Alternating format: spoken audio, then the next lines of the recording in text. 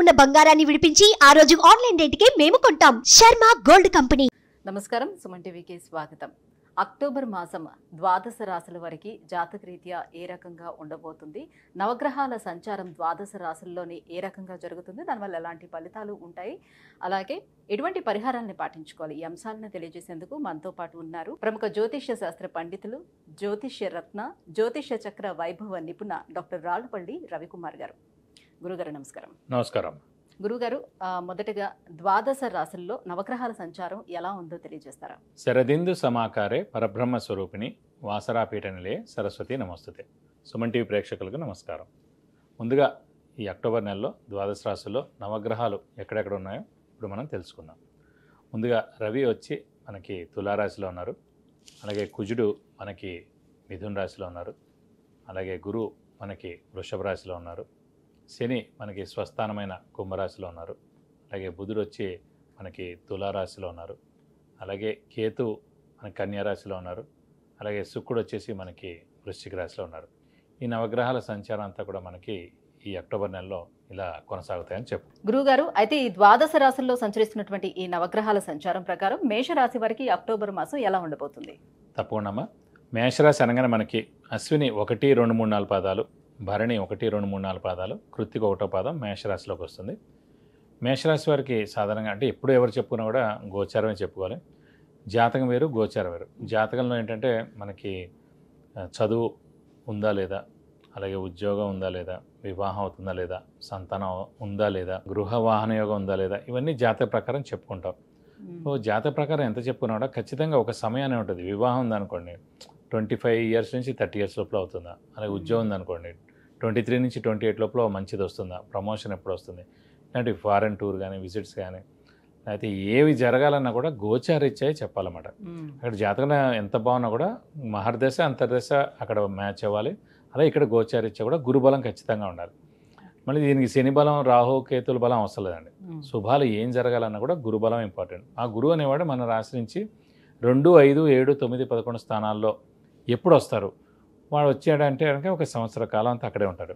కాబట్టి ఆ సంవత్సర కాలంలో ఎప్పుడైనా సరే మనం అనుకున్న ఉన్నత విద్య కానీ, ఉద్యోగం కానివ్వండి, ప్రమోషన్ కానివ్వండి, ఫారెన్ టూర్ కానీ, విజిట్ కానీ, అలాగే వ్యాపారం స్టార్ట్ చేయాలని కానీ, గృహం కానీ, వాహనం కానీ, సంతానం కానీ, ఇవన్నీ కూడా చెప్పుకుంటామండి.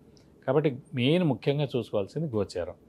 ఇప్పుడు ముందుగా మనం మేషరాశి గురించి అనుకుంటాం కాబట్టి మేషరాశి వారికి ముఖ్యంగా గోచారీత్యా గురుబలం అనేది నెక్స్ట్ ఏడాది ఏప్రిల్ దాకా సంవత్సరం కాలం పాటు కూడా మనకి గురు ద్వితీయ స్థానంలో చాలా బాగున్నాడు. సో ద్వితీయ స్థానం అంటే ఏంటి? కుటుంబ స్థానం, వాక్స్థానం, ధనస్థానం, నేత్రస్థానం.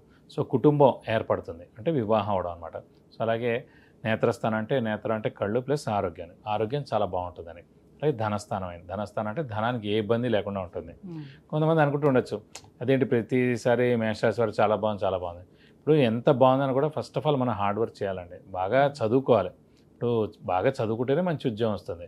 ఈ రోజులో ఇంకా పిహెచ్డీ చేసిన వాళ్ళు కూడా ఉద్యోగం లేదు, అంటే వాళ్ళు అనుకున్న ఉద్యోగం లేదు.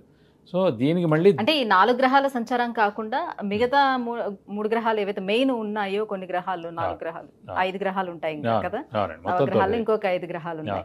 సో ఈ 5 గ్రహాల సంచారం కూడా ఎఫెక్ట్ చూపిస్తుందా? ఈ 5 గ్రహాల ఎఫెక్ట్ ఎప్పుడు చూపిస్తుంది అంటే మామూలుగా ఏ స్థానంలో ఉన్నా పర్లేదు వాళ్ళు ఈ 12 రాశుల్లో, కానీ వాళ్ళు నీచ స్థానంలో వస్తారు చూడండి.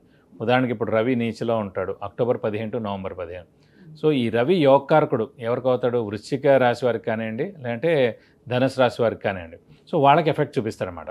అలా ఏదైనా గ్రహం నీచలో ఉంటేనే ఈ గోచారంలో ఆ రాశుల వాళ్ళకి అది యోగకారకుడు అయినప్పుడు అప్పుడు వాళ్ళకి ఎఫెక్ట్ చూపిస్తుంది. ఆ యోగకారకుడు అనేవాడు నీచలో ఉన్నాడు అనుకోండి, ఫర్ ఎగ్జాంపుల్ కుజుడు నెక్స్ట్ మంత్ నుంచి నీచలో ఉంటాడు.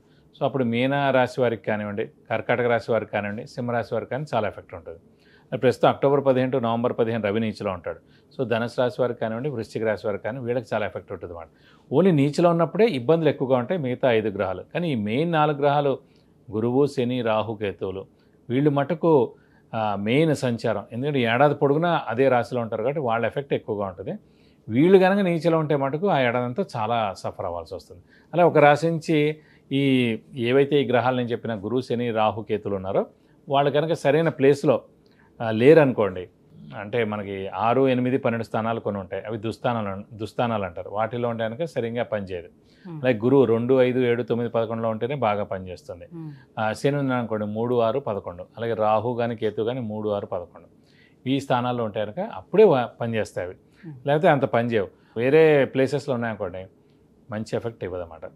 అందుకు చాలా జాగ్రత్తగా చూసి చెప్పాలి. మెయిన్ జాతకం చాలా ఇంపార్టెంట్, అలాగే గోచారం చాలా ఇంపార్టెంట్. ఈ జాతకంలోనే దైవబలం ఉందా, దైవానుగ్రహం ఉందా, ఇవన్నీ కూడా తెలుస్తాయి. అలాగే మనం ఎప్పుడు ఇండివిజువల్ జాతకం చెప్పట్లేదు, ఓన్లీ గోచారం చెప్తున్నాం.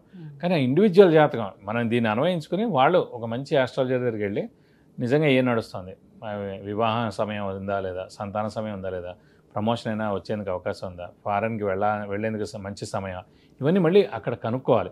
ఓన్లీ మనం చెప్పుకునేది గోచారం.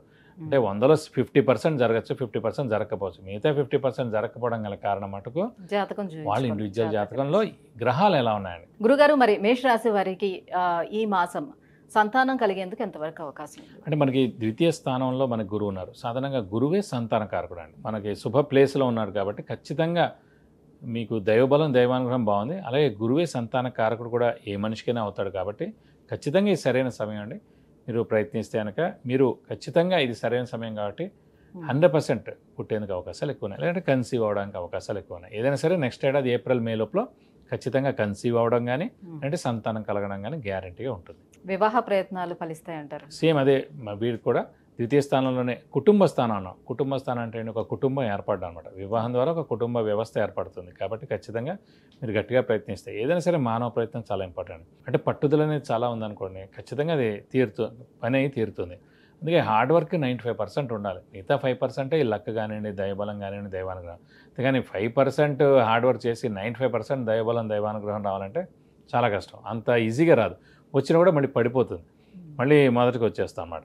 కాబట్టి హార్డ్ వర్కే బాగా చేసి అప్పుడు దైవాన్ని బాగా నమ్ముకోవడం, లక్ మనకు కలిసి వస్తుందా లేదా అనేది చూసుకోవడం అనేది ఉంటుంది. కాబట్టి మీరు మానవ ప్రయత్నం చేస్తే కనుక తప్పకుండా వివాహం ఎందుకు అవకాశాలు ఎక్కువగా ఉన్నాయి. ఈ గురువు శనియే కాకుండా మిగతా గ్రహాల అనుగ్రహం కూడా వీళ్ళకి కలగాలంటే ఎటువంటి పరిహారాలు చేసుకోవాలి? ప్రస్తుతం రాహుకేతుల బలం కూడా పరిపూర్ణంగా ఉంది. ఎందుకంటే లాభస్థానంలో రాహు ఉన్నాడు, పంచమంలో కేతు ఉన్నాడు కాబట్టి చాలా బాగుంది. కానీ ప్రస్తుతం పంచమ స్థానాధిపతి అంటే మేషరాశికి పంచమాధిపతి అయిన సూర్యుడు అక్టోబర్ 15 టు నవంబర్ 15 నీచులో ఉంటాడు. కాబట్టి శివుడిని ఎక్కువగా ఆరాధించడం, ప్రతి సోమవారం శివుడు టెంపుల్కి వెళ్ళి 11 లేదంటే 41 ప్రదక్షిణాలు చేస్తే చాలా మంచిది.